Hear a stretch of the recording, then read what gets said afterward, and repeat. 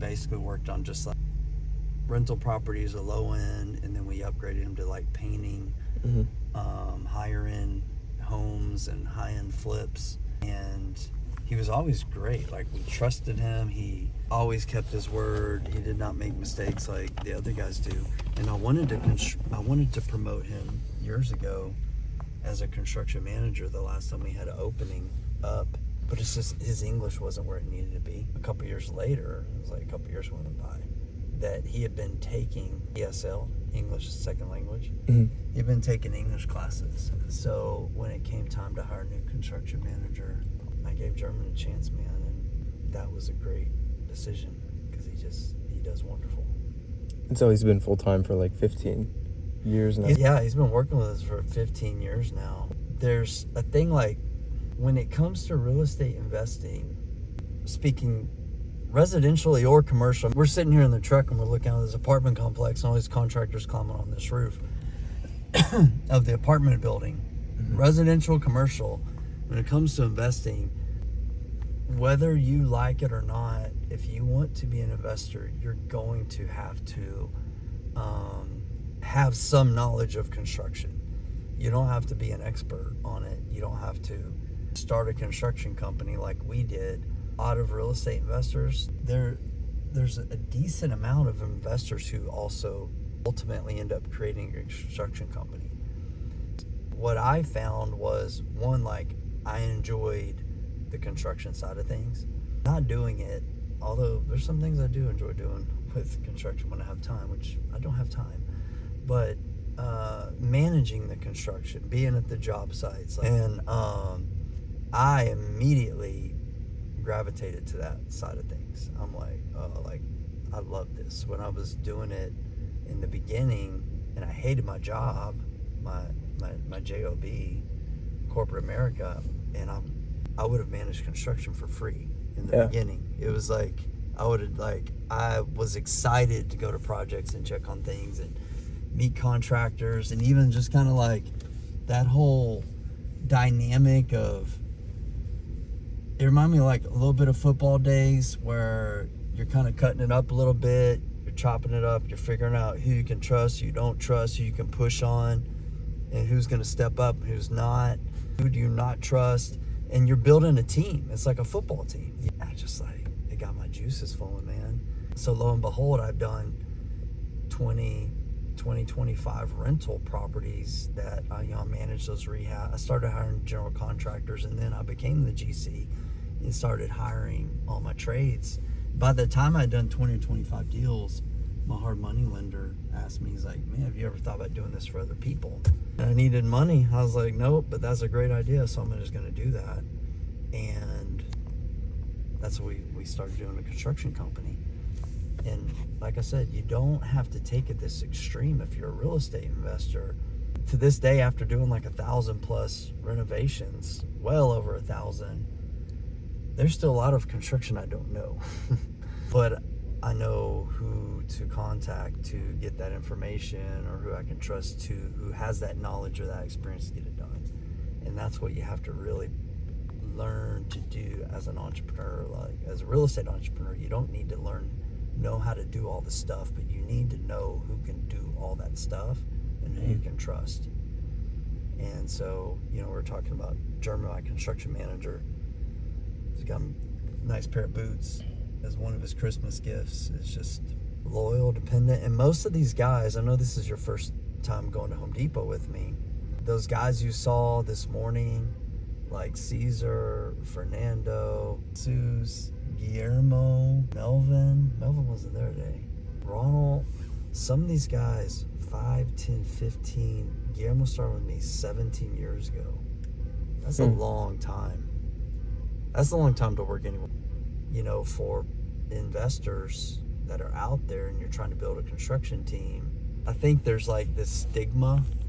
If you watch some of these house flipping shows, I used to watch them, How to Flip a House with Armando Montalongo. And it wasn't called How to Flip a House. It was called, that's my book. It was called HGTV. No, I don't know what it's called. It was Armando Montalongo.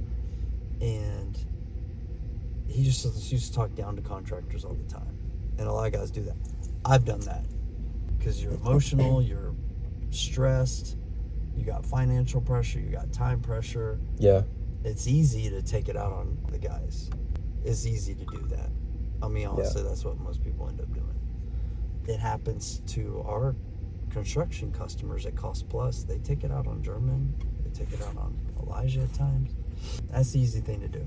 The more difficult thing to do is to, when there's issues that arise, is keep calm, level, cool-headed, treat guys respectfully, seek first to understand why did things happen this way. And a lot of times what I found is sometimes it's their fault. And sometimes ass chewings are necessary. But if you're just dishing out ass chewings, you may be an asshole. and if that's your default mode, you're not going to keep guys for 5, 10, 15, 20 years, much less 5 projects. They're not going to keep working with you. Yeah, they're not going to keep working with you. Especially when we get into environments like this where there's labor shortages. Yeah. That's hard. I've had guys where Caesar, I'll pick on Caesar a little bit.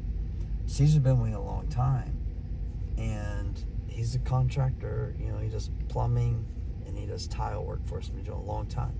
Well, there was a point in time where Caesar wasn't coming up to job starts. He's like, "Well, just text me," or he wasn't coming to our Home Depot, and I can't make it this week. So basically, we became like the side chick. He got someone else. It's like, all right, well, he was affecting our project, so we had to go find someone else. And it wasn't before too long where Caesar had to come back basically a little bit, tail tucked behind his legs, because the other guy hung him out to dry. He didn't get paid on some projects, this and this and that. So we made up, and now everything's good again. But it just goes to show, like, you treat people right, treat them fair, know your pricing, know your budgets, know quality expectations, know time frames, and clearly communicate those things, and you'll be good. And that comes back to the original point of this message that you asked me to shoot, was like, we're in front of Home Depot, why are we here? Because what we did a long time ago, for those of you who are scaling up or running a big investment business, and you've got a lot of fix and flip deals going on, you got a lot of rentals, all that type of stuff for a construction company. Well, the most important thing is quality of your communication. And so that's done several ways, right? With the written scope of work, clarity on that, with pictures are invaluable, and job site meetings, and we do all those things. But what we found 10 plus years ago was meeting at a job site one time, or having to go there and meet all these different job sites when you've got 20 or 25 projects going on like we do right now. That's not feasible. It's not feasible. So we have a weekly Home Depot meeting where all our trades come to Home Depot. That way they can review open items with my construction manager. Rather than my construction manager, my team having to source all these materials, they go do the shopping themselves. Hey, you have your material list. Go get your paint, your lumber, whatever, your nails, da-da-da-da-da. We've got John working at the Pro Desk I've been working with for like 12 or 13 years. So John's got his eye on our best interests, make sure that like tools aren't getting bought, waste and stuff like that. Yeah. So there's just a lot of efficiencies there where we're reviewing projects with my construction manager. John's getting orders done. We're getting better discounts being there in person. Yeah. Hey, what about this? No, they go buy it. Assume we're not having this meeting. They're running across town, going to Home Depot, buying something that's the wrong color, or they're calling us, this and that.